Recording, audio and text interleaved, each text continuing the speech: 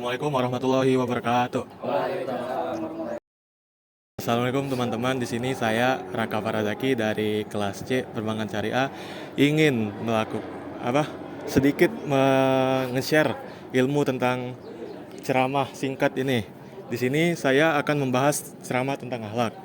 Nah, pertama-tama segala puji bagi Allah Subhanahu wa taala yang memberikan nikmat ini, Tuhan semesta alam yang telah memberikan nikmat iman, nikmat Islam, nikmat sehat, sehingga kita bisa berkumpul di tempat yang penuh barokah ini. Salawat dan salam kita panjatkan puja dan puji syukur kita kepada Nabi kita, Nabi Muhammad SAW, yang membawa kita dari zaman kegelapan hingga sekarang, hingga ke zaman yang terang benderang saat ini. Di sini saya ingin membawa ceramah di hari ini dengan berjudul tentang akhlak. Nah, teman-teman udah pada tahu sih pasti tentang akhlak itu. Nah, di sini saya akan menjelaskan pentingnya akhlak dalam Islam. Islam sendiri adalah agama yang sangat sempurna, yaitu agama yang mengatur seluruh aspek dalam kehidupan.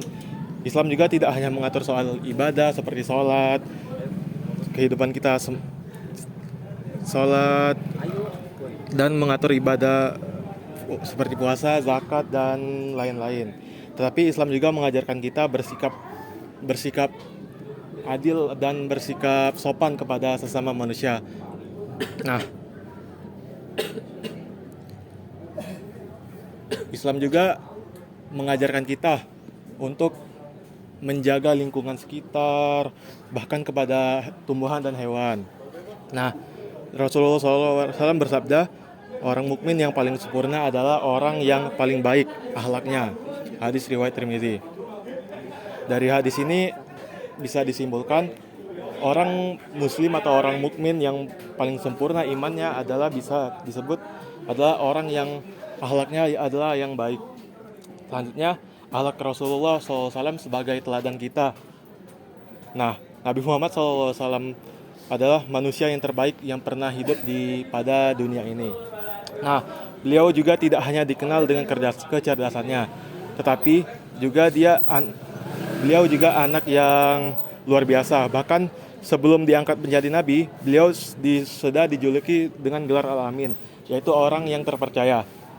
Nah, Allah Subhanahu wa taala berfirman dalam surat Al-Qalam yang artinya, dan sesungguhnya engkau Muhammad benar-benar berbudi pekerti yang agung, yaitu yang maksudnya yaitu Nabi Muhammad SAW adalah orang yang berbudi pekerti yang agung, yaitu yang mempunyai akal pikiran yang baik.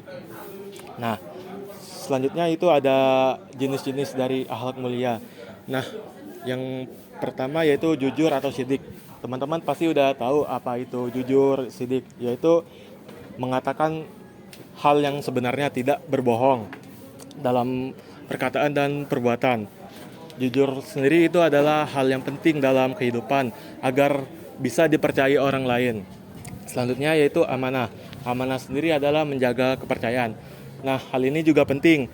Kalau kita bisa menjaga kepercayaan kita kepada orang lain juga bisa menjaga kepercayaan dia kepada kita. Selanjutnya itu adalah sabar.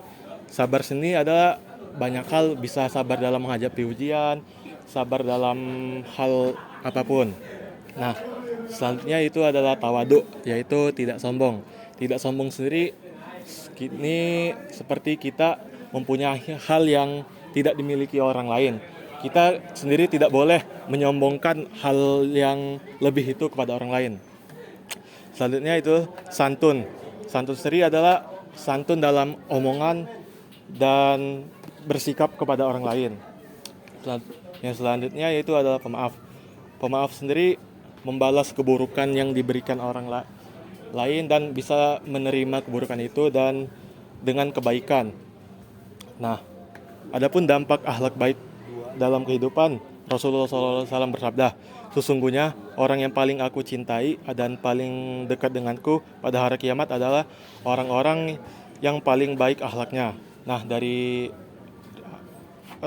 riwayat ini Rasulullah SAW pada hari kiamat bisa orang yang paling dekat padanya adalah orang yang paling baik akhlaknya sesama manusia. dan sesama kepada lingkungan sekitar. Nah, selanjutnya akhlak mulia dalam kehidupan sosial. Akhlak baik penting dalam menjaga keharmonisan masyarakat. Dalam keluarga, ia menciptakan keluarga rumah tangga yang harmonis. Dalam pergaulan, ia harus membutuhi rasa saling menghargai sesama orang lain. Nah, mungkin sekian dari saya. Marilah kita jadikan akhlak mulia ini sebagai bagian dari kehidupan kita sehari-hari. Jangan kita merasa cukup dengan banyak ibadah dan akhlak mulia yang masih buruk. Mulailah dari diri sendiri, jaga lisan, bersikap ramah, jujur dalam bekerja dan sabar menghadapi cobaan.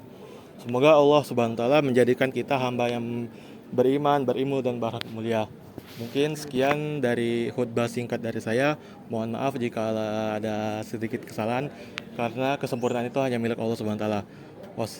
Akhirul kalam, wassalamualaikum warahmatullahi wabarakatuh.